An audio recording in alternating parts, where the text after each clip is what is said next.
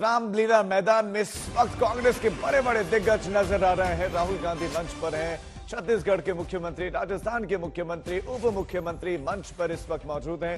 उनका संबोधन शुरू हुआ था, एक एक करके आए, अपनी बात रखी और अब इंतजार हो रहा है राहुल गांधी के संबोधन का। महंगाई के खिलाफ आज कांग्रेस का हल्ला बोल है। महंगाई, इसमें कोई शक नहीं, एक बहुत बड़ी समस्या है, लेकिन विपक्ष सड़कों पर बहुत कम मौकों पर दिखा है। आज गुलाम नबी आजाद ने भी अपने संबोधन में ये बात कही कि ट्विटर और कंप्यूटर तक सिमटी रह गई है कांग्रेस पार्टी। लेकिन आज राहुल गांधी ने एक संदेश देने का प्रयास किया कि कांग्रेस अभी जिंदा है और महंगाई को लेकर बात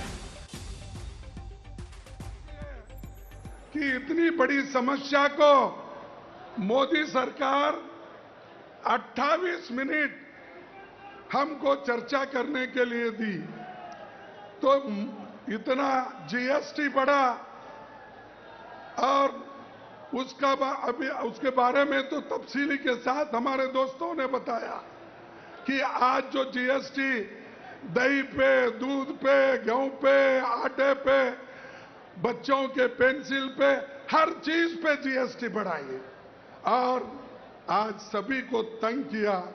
और बेरोजगारी तो इतनी बड़ी, शायद कभी इससे पहले इतनी बेरोजगारी नहीं थी, लेकिन आज बेरोजगारी एक तरफ बढ़ रही है, एक तरफ महंगाई बढ़ रही है और दूसरी तरफ डॉलर के मुकाबले में आपकी रुपए की कीमत घट रही है। और यही मोदी पहले कहते थे जब यूपीए की सरकार थी, अरे भाई डॉलर के मुकाबले में इधर रुपए का मूल्य तो गिर रहा है, सरकार क्या कर रही है। लेकिन मैं पूछना चाहता हूं मोदी जी को, आप क्या कर रहे हैं? इधर महंगाई बढ़ रही है, अनएम्प्लॉयमेंट बढ़ रहा है, रुपए का मूल्य गिर रहा है, डीजल पेट्रोल के दाम ऊंचे दाम जा रहे हैं। तो महंगाई का मसला है और मसले पर हमलावर है कांग्रेस पार्टी। मल्लिकार्जुन खड़गे का संबोधन चल रहा है और इसके बाद इंतजार संभवतः राहुल गांधी भी बोले। इस वक्त हमारी सहयोगी चित्रा त्रिपाठी वहां पर मौजूद है। चित्रा, कांग्रेस एक मैसेज तो देने में यहां से कामयाब रहेगी कि कांग्रेस अभी जिंदा है। इस तरह के मसलों पर बहुत ज्यादा सड़कों पर दिखी नहीं कांग्रेस, लेकिन अब नजर आई है आज।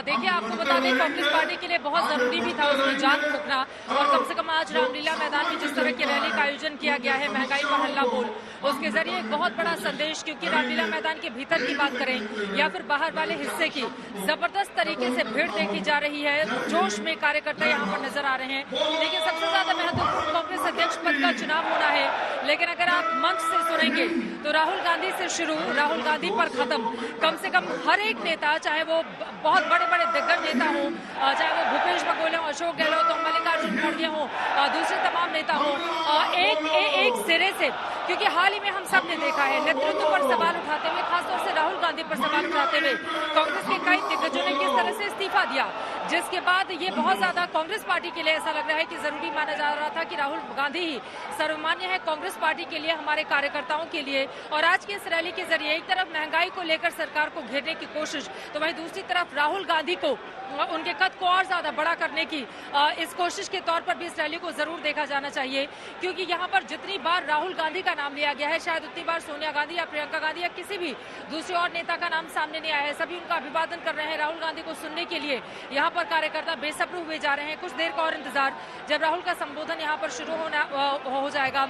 लेकिन अपने आप में ये भी जानना महत्वपूर्ण है कि जब गुजरात के इलेक्शन आए थे, आपको बता दें, देखिए गुजरात के इलेक्शन अब आने वाले हैं 1-1.5 महीने के बाद, उसके ठीक पहले कांग्रेस के अध्यक्ष पद का चुनाव हो जाएगा।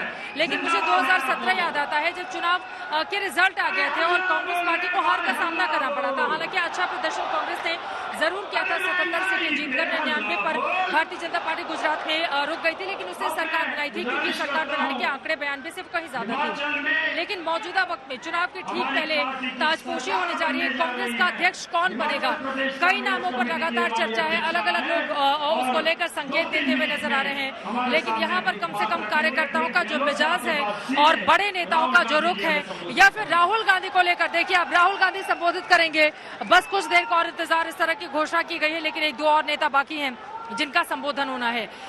वो कांग्रेस पार्टी जिसने 50 सालों से ज्यादा वक्त पर हिंदुस्तान पर राज किया है, वो कांग्रेस पार्टी जिसके लिए एक बार में कहा जाता था कि उसका सूरज कभी अस्त नहीं होता है, वो कांग्रेस पार्टी जिसको लेकर अलग अलग दिग्गज नेता, हालांकि कांग्रेस पार्टी से टूटकर बहुत सारे दल छोटे छोटे जरूर बने, लेकिन कांग्रेस पार्टी इंटैक्ट रही, वो लगातार आगे बढ़ती रही।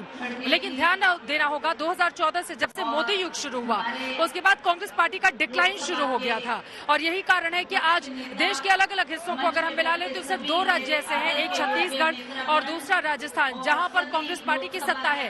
राजस्थान के बारे में इस तरह से कहा जाता है कि हर 5 साल के बाद वहां पर सत्ता बदल जाती है। हालांकि कुछ अपवाद जरूर रहे हैं, अगले साल वहां पर विधानसभा के चुनाव होने हैं। अशोक गहलोत और सचिन पायलट में किस तरह की खींचतान रही है बताने की जरूरत नहीं है, लेकिन आज मंच पर दोनों ही नेताओं की मौजूदगी है और दोनों ने ही कम से कम एक सिरे से कांग्रेस पार्टी को आगे ले जाने का यहाँ पर प्रण दोहराया है। दूसरी तरफ छत्तीसगढ़, जहाँ पर 15 सालों से रमन सिंह की बीजेपी की मजबूत सरकार थी, सबसे ज्यादा सीटें, आपको बता दें, अगर शानदार प्रदर्शन कांग्रेस पार्टी ने कहीं किया था तो वो छत्तीसगढ़ ही था, लेकिन वो 2017 का साल था, 2018 में चुनाव हुए थे।